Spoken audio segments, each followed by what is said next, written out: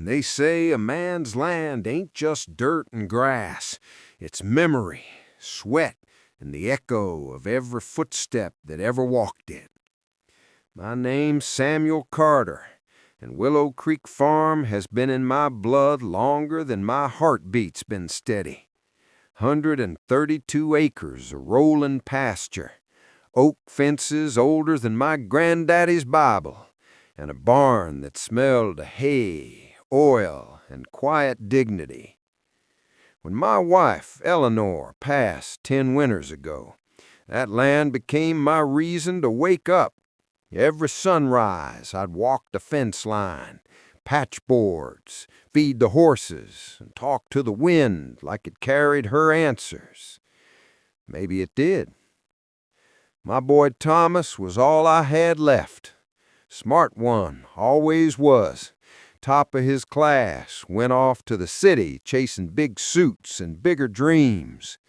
He'd visit on holidays, smile polite, talk about streamlining operations, and look at the farmhouse like it was a relic instead of a home. He'd say, "Dad, you could sell this place and live comfortable. Retire somewhere warm. You've done your part." I'd just smile. "Son, warmth don't come from sunshine. It comes from soil that remembers your name." He never understood that kind of talk. City folks rarely do. The last time he came down, he had papers in his hand and that salesman grin, the kind that hides desperation. "Dad, I found investors. They'll turn Willow Creek into a luxury retreat. You'd make a fortune." I looked him dead in the eye. "And what happens to the land, Thomas?" "Progress, Dad. You can't fight it forever." I chuckled low. Progress don't plow the earth. It paves over it. He left angry that night. I remember watching his taillights fade down the dirt road like two red eyes disappearing into the dark. I thought time would soften him. I was wrong. 2 weeks later, I got a letter from the county office. It said, "Transfer of deed, Willow Creek Farm to Thomas Carter Enterprises." My hand shook so bad I nearly dropped the paper. My own son had sold my land without so much as a phone call. I sat there a long time, staring at the fields. Every fence post, every patch of clover, memories stitched together like quilt squares. And now, all gone on a signature I never gave. But see, Thomas forgot one thing. I might be old, but I ain't stupid. Years back, Eleanor and I had made a quiet decision, one Thomas never knew about. And that secret, hidden in plain sight, was about to teach my son what real ownership meant. I didn't shout, didn't call lawyers. I just packed my old hat, walked down to the creek, and stared at the reflection of my face in the water. Wrinkled, tired, but not defeated. "You done your best, Sam. Now let the truth do the rest."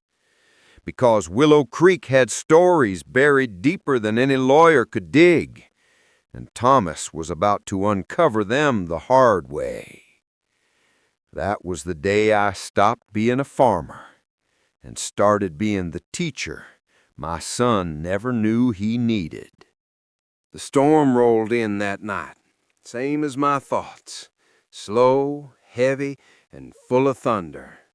I sat by the window, listening to the rain beat against the glass, thinking about every lesson I'd ever tried to teach Thomas, about honesty, about pride, about roots. But maybe I never taught him right. Maybe I'd been too quiet, too patient. Maybe city lights had blinded the boy to what really matters. Next morning, I called up Mary Lou, our old family lawyer. She'd known me and Eleanor for 40 years, sharp as a tack, heart like gold. "Samuel," she said when I told her what Thomas did, "you just sit tight.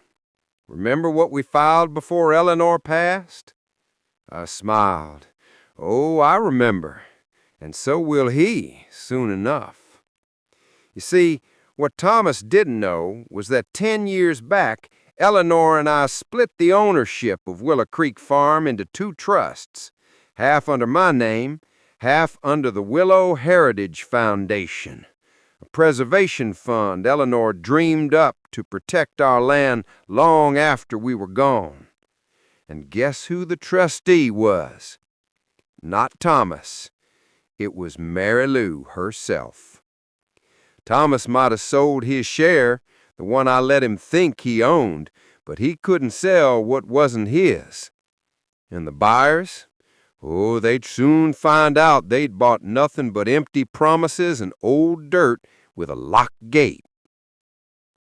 2 days later, I heard tires on my road. Thomas stepped out of a shiny black SUV, city suit still creased, hair perfect, smile gone. Behind him were two men in tailored coats, investors by the look of them. "Dad," he said, trying to sound calm, "we need to talk." "Reckon we do," I said, leaning against the porch rail. "You sold my land, son."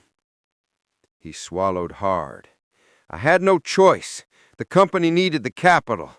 It's business, Dad. You'll be taken care of." "Don't talk to me like I'm some burden you got a budget for," I cut him off. "This land is my life." One of the investors stepped forward. "Mr. Carter, we've already signed. We'll be developing luxury cabins by summer. You'll receive a generous payout." I raised my hand. "You'll receive nothing but rain on your boots if you step past that gate." Beat.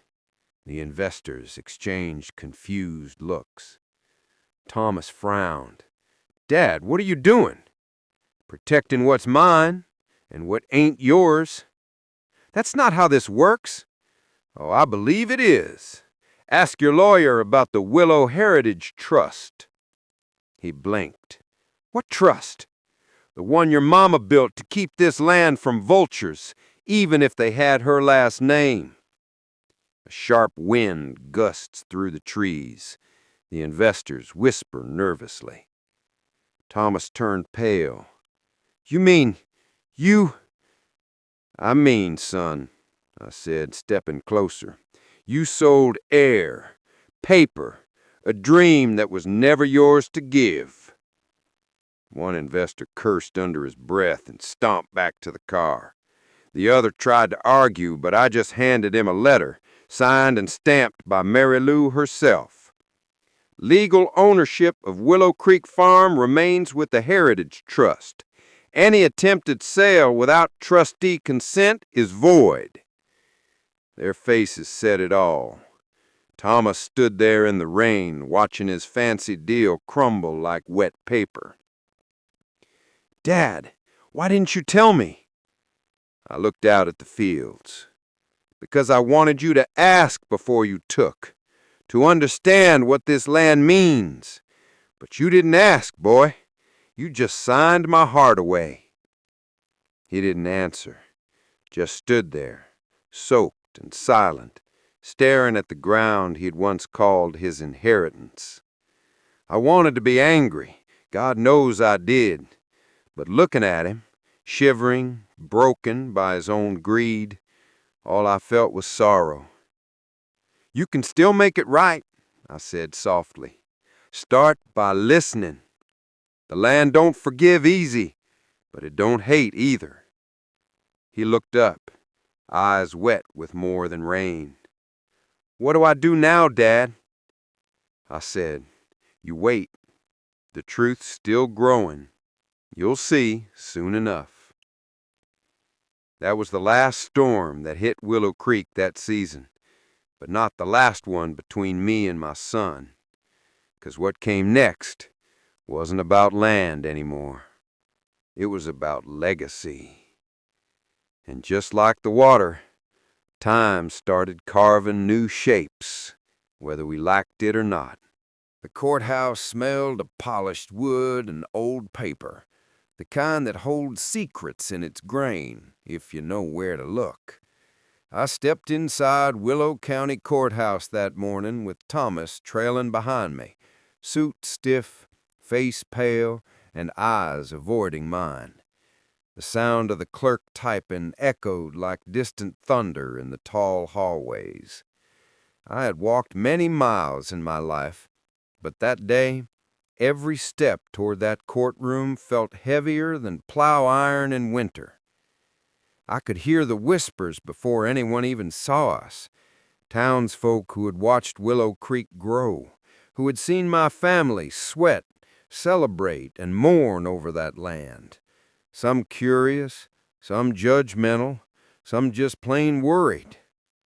Thomas, meanwhile, kept his gaze low, clutching the papers that had once promised him a fortune. But here, in the quiet honesty of the law, all his promises were nothing but empty ink. Mary Lou, my steadfast lawyer, gave me a small nod from across the room, the kind that says, "We've got this, Samuel. Just stay patient." I nodded back, and for a brief second, I saw Eleanor's face in my mind, smiling, wise, and patient. She would have whispered, "Let him learn. The land will teach him what words cannot." The judge's gavel taps. "All rise," came the voice, and we stood. Thomas's back stiffened. I too straightened, but not with arrogance, with quiet pride. The hearing began. Thomas's lawyer spoke first.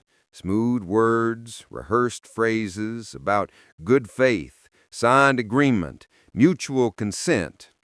I listened, nodded politely, waited.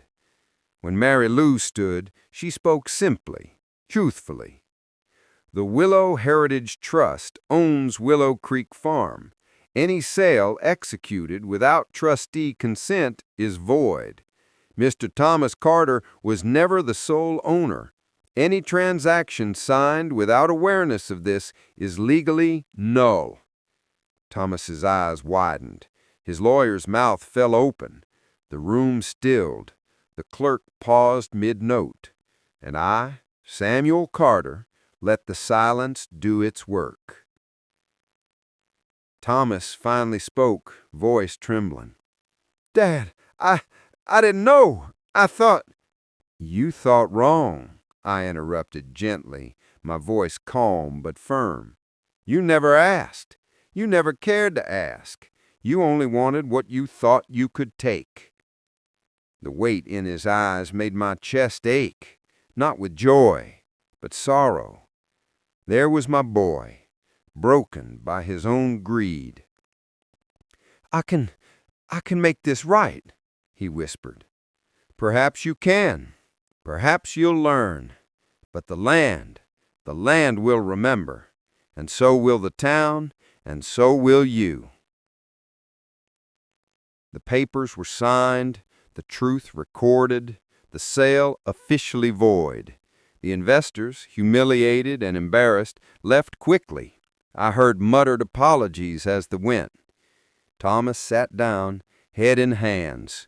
I stayed standing, looking out the window at the fields beyond the courthouse.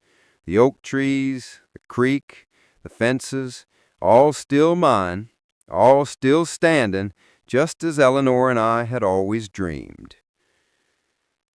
I wanted to shout. I wanted to lecture. I wanted to drag him through the memories of Willow Creek year by year, season by season. But I didn't. I let him sit there in quiet regret, letting the truth wash over him like a cold winter creek. And I realized then that sometimes the most powerful lessons don't come from shouting. They come from patience, observation, and letting the land itself speak.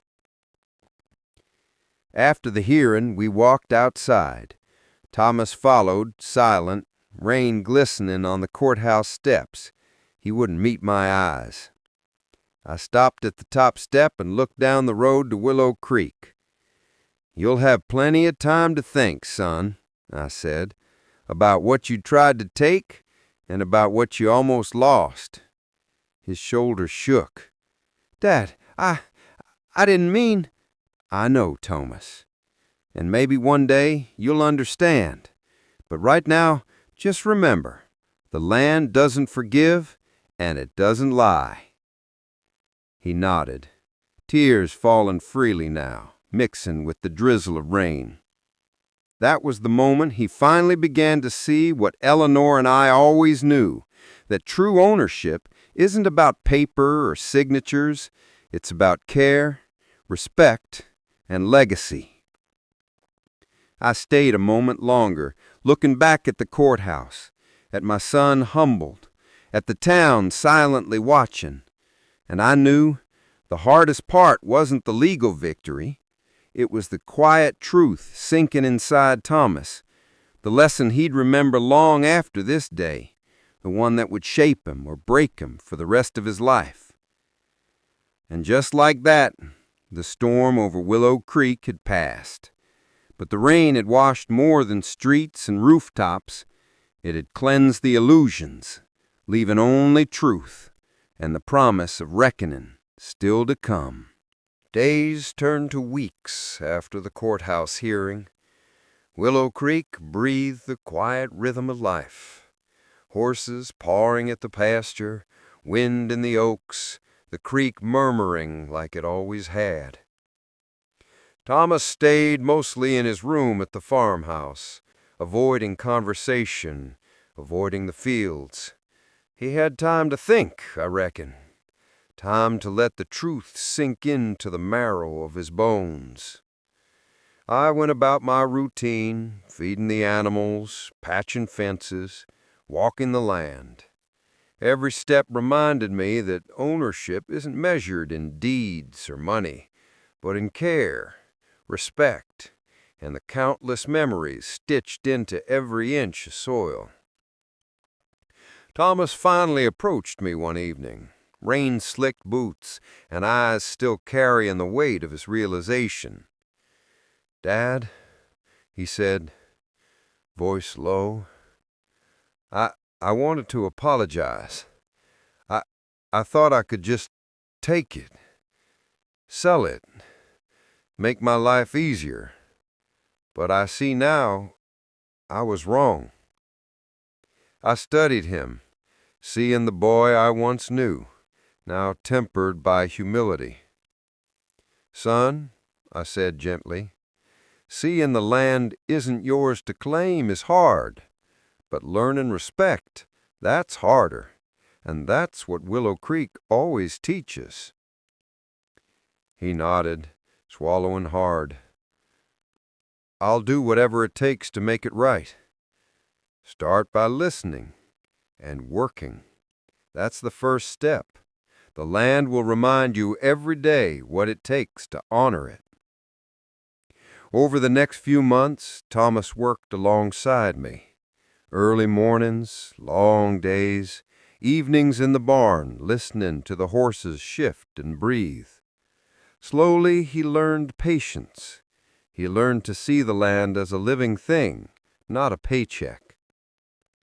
He apologized to the neighbors he'd involved, to the investors who were left frustrated, and most importantly, he rebuilt trust with the people who cared about Willow Creek, the same folks who had watched generations of our family work and love this soil.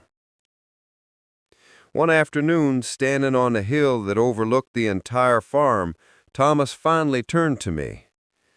"Dad, thank you for letting me fail, for letting me see. I understand now." I laid a hand on his shoulder. "Understanding comes slow, but if it sticks, son, you've learned more than you realize." The wind rises gently, the trees sway, a heart cries in the distance. That evening I went down to the creek alone. The sun dipped behind the oaks, casting long golden shadows across the fields. I thought of Eleanor, of our family, and the lessons hidden in every fence post, every board, every patch of earth. The land remembers, I thought, and so do we.